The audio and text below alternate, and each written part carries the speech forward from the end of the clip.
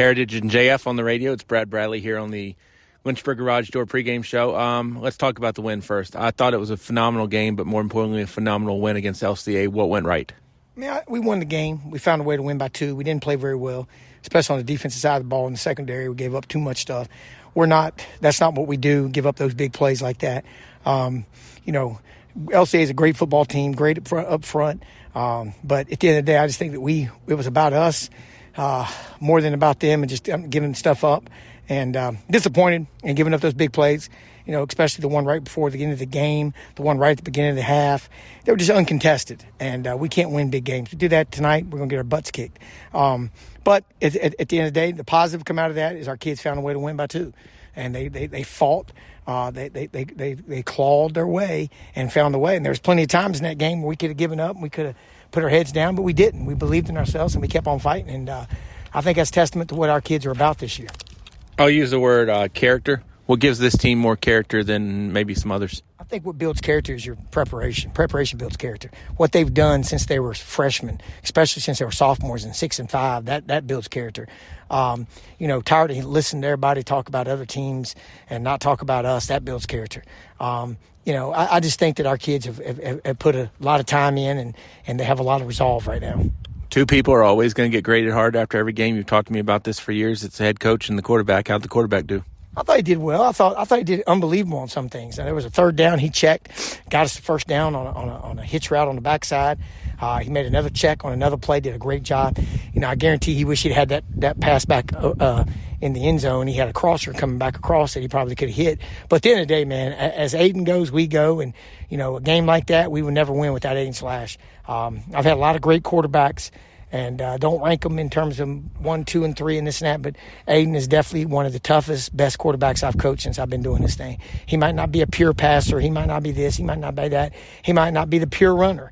But overall, his name defines exactly who he is. He's Slash. He can run it, he can throw it, and does a great job leading our football team and our offense. And I think one thing, too, that you never get the proper credit for that you should is the defensive effort. You talked about they made some boo-boos last week, but overall, I think defense has been a good point for the season, and the O-line. I don't want to leave them out. Talk about both. Well, I think Coach Eric's O-line, man, did an unbelievable job. I mean, we've heard about how good they were up front on offense and defense, and I thought, especially in the second half, our offensive line took over and did a great job. We always say it's going to be won and lost on the offensive line, both of them. And our defense line and offensive line, both our lines. And, man, credit to where credit is due. Coach Eric did a great job with our offensive line this week. Our offensive line stepped up, and I think that was the most valuable player on our team. All 5 of those guys, and defense, man. Defense has been the backbone of our defense of our team all year long. And even look at the bad things I pointed out about defense. Let's look at the good things. All right, we forced about 3 or 4 turnovers. We had a stop on 4th down. We had another stop on a couple of third downs, made them punt. We forced them to punt a couple of times. It really turned into touchdowns for us in the drive. So, complimentary football.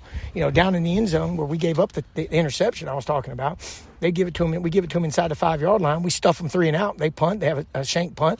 We take it right back down and score. So, at the end of the day, our defense did a great job, and I thought we played complimentary football. And I thought, overall, our special teams was an unsung hero. I thought we played very solid in the special teams right now. In general, I'm not playing word association, but if I said the phrase chip on my shoulder, what does that mean when you hear it? I don't really have anything chip on my shoulder with anything. I think our kids just understand that they want to win a Seminole District title.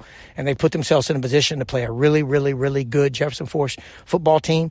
Very well coached, very fundamentally sound. Their program, since Cruz has taken over, has been, they've just turned it around 100%. And they do it the right way. And got a lot of respect for what they do on offense, defense, and special teams and how they run their program. And we've given ourselves a chance to play that program on the last game of the season for a Seminole District title. And, 50% of the work is done.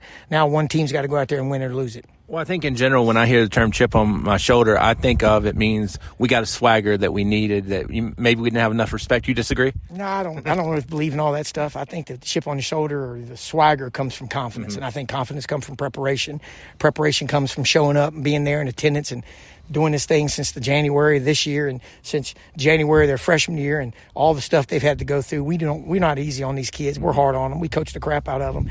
and they got to go through a lot, and there's a lot of sacrifice these kids got to make. I think that's what builds your swagger and your chip on your shoulder. One thing that makes JF tough outside of what you mentioned? Discipline, man. Just discipline. And they play hard. I mean, they play hard. I like to say that our team plays hard, but, man, Jefferson Forest plays hard. He got some studs, number 58. Slade kid there playing defensive line. He's a really good player. 15 and 7, 9. Number 5, 13, 10. 52, 88. I mean, I just keep on going, man. They're just a solid football team. They do a really good job. More similarities than JF has to your opponents, or more differences? I think they're very much like us. I think they play hard. I'm hoping we're a disciplined football team, and they're not going to change a lot of what they do. They're going to do what they do and throw little wrinkles in here and there, but they're just going to try to come at us and be more physical and be the better football team, and we're going to try to do the same. But like I've said forever, it's not about them; it's about us. The one or two biggest things that you need to see.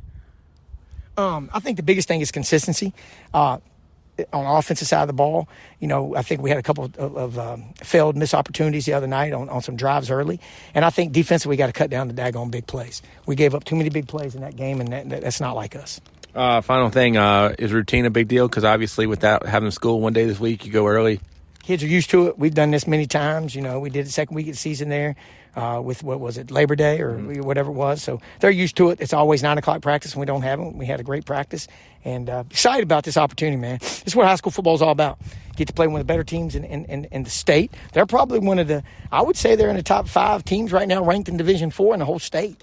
I think it's a great deal. It's great for the Seminole, great for the the local area, Lynchburg area, and looking forward to it. Everybody wants to talk about points, but I say win, and that's the first and foremost. That's all that matters. Coach, always appreciate it. Appreciate you. Thank you. Brad Bradley on 102.3 The Groove. Back with more after this on 102.3 and Groove102.com.